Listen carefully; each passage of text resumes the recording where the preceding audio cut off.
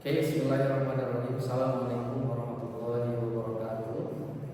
Baik, sekarang saya akan menjelaskan untuk tugas UAS dari PKU MUI Jakarta Angkatan 19 tentang 7 langkah metode berpikir. Sebelum kita membahas tentang 7 langkah atau 7 metode, pertama yang harus kita ketahui kenapa manusia itu harus berpikir. Manusia itu yang membedakan dengan hewan dan yang lainnya adalah kemampuan dia untuk berpikir. Berpikir itu artinya melakukan proses pemilahan dan pengolahan data, sehingga itu yang membedakan manusia dan hewan atau makhluk lainnya. Kemampuan berpikir ini sangat penting bagi manusia tersebut. Maka dari proses berpikir itu muncullah yang disebut dengan pikiran. Pikiran orang berbeda-beda dan yang lainnya. Dan kumpulan data tersebut, kumpulan ribuan data dari pemikiran tersebut disebutlah pemikiran. Oke, dalam hal ini kita akan membahas 7 langkah. Pertama, bagaimana proses berpikir itu bisa bagus dan juga bisa lancar. Pertama itu adalah yang disebut dengan patuh. Patuh itu artinya manusia itu harus mematuhi dulu. Orang kalau misalnya tidak patuh, maka dia akan semena-mena. Pertama itu patuh terhadap ketentuan Allah Subhanahu wa taala, dan yang kedua yaitu patuh kepada Rasulullah, dan yang ketiga juga patuh kepada orang tua. Poin pertama ini sangat penting, kepatuhan ketika dia mematuhi semua ajarannya Allah, apa yang diajarkan oleh Rasul, maka dia akan melakukan semua ajarannya. Hal ini nomor pertama yaitu patuh. Dan yang kedua, poin kedua yaitu adalah iqra. Selain lanjut ke poin kedua, iqra, membaca. Apa urgensi dari membaca itu? Membaca itu adalah memahami. Memahami apa? Memahami aturan-aturan yang telah ditetapkan oleh Allah Subhanahu wa taala, aturan yang ditetapkan oleh Rasul, sehingga proses di sini itu tugasnya memahami Al-Qur'an dan juga hadis. Ketika dia bisa memahami Al-Quran dan hadis, memilah mana ajaran yang benar, selektif terhadap Al-Quran dan hadis, dia akan benar-benar membaca.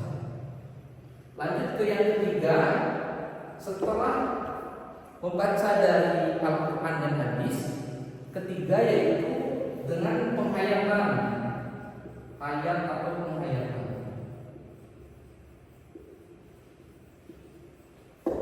Setelah dia memahami, mendapatkan semua esensi dari ajaran Al-Quran dan hadis, itu dihayati.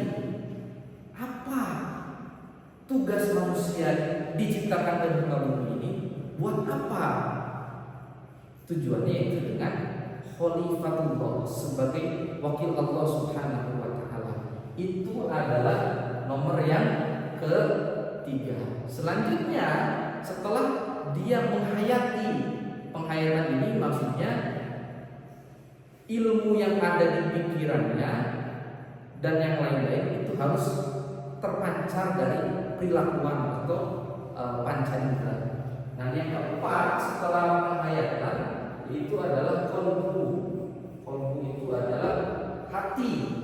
Hati di mana dia selalu menyandarkan dari pikiran dan yang lain-lain sebelum-sebelumnya itu terhadap ketentuan dan ketenangan. Karena sejatinya berpikir itu memang harus didasari dengan qalbu yang tenang. Nah, ini tuh prosesnya sangat banyak godaannya, ada godaan syaitan, godaan, ada godaannya nafsu, amar bisu,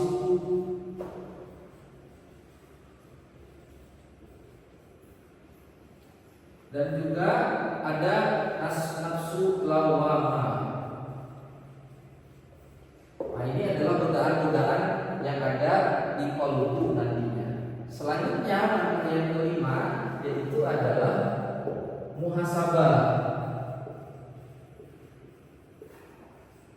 Apa itu muhasabah? Yaitu mengintrospeksi diri. Apakah yang dilakukan itu sudah benar? Apakah yang dilakukan itu sudah salah? Jadi muhasabah di sini itu introspeksi, tapi berbentuknya yang salah dan juga yang benar. Salah ataupun benar. Sehingga yang keenam itu ada yang disebut dengan ada dua hal, ada 6A. Itu turunannya yang salah itu taubatan nasuha,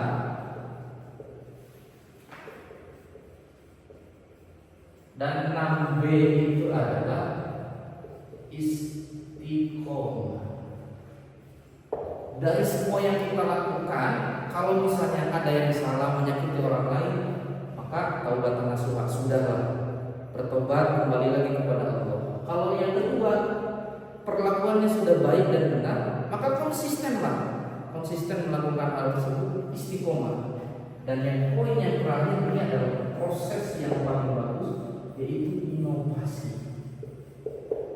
Ini juga dalam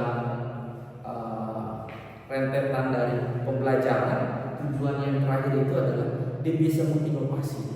Inovasi itu artinya dia bisa mengeluarkan, menciptakan pemikiran-pemikiran yang baru dari proses perenungan, muhasabah, dan pemikiran-pemikiran dari awal sampai ke 6 tersebut. Itu adalah 7 langkah dari proses berpikir. Terima kasih. Assalamualaikum warahmatullahi wabarakatuh.